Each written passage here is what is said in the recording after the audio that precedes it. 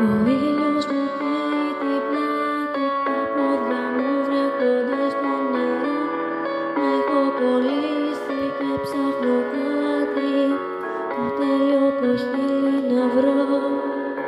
Κι ακούω πάλι τη φωνή της, μου λέει να μην πάω μακριά. Μου λέει να με δω να με βλέπει, μου λέει να μην πάω βαθιά.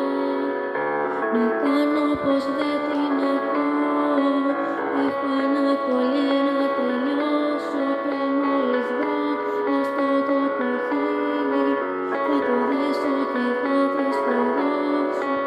Και δες πως πέρασαν τα χρόνια, μα ακόμα το τέλειο κοχύλι δεν βρήκα.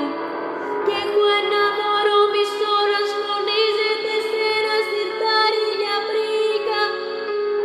Κι αν ήξερα ότι όμως που πάταγα ήταν το πάτωμα αυτής της κλεψίδας που τρέχει αμήλικτα, ίσως να διάλεγα άλλα κοχύλια. Κι αν είχα τη δύναμη τώρα αυτό το κολλιέ να στολίσω με λόγο, ίσως να διάλεγα τα πιο απλά, εκείνα που στο νου μου έρχονται πρώτα. Σ' αγαπώ και μου λείπεις, αυτό είναι αρκετό δεν νομίζεις. Κοίτα το πρώτο κοχύλι στη θάλασσα, μα έλεγα πως άλλο αξίζει. Και τώρα μεγάλωσα κι όταν κοιτάζω ψηλάσει το βράδυ στολίζεις. Και έχεις βγει να μαζέψεις αστέρια και καλό κολλιέ να γεμίσεις.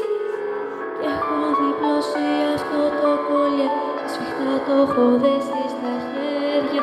Κι όταν το πούμε ξανά θα στο δώσω, να το συμπληρώσεις μας.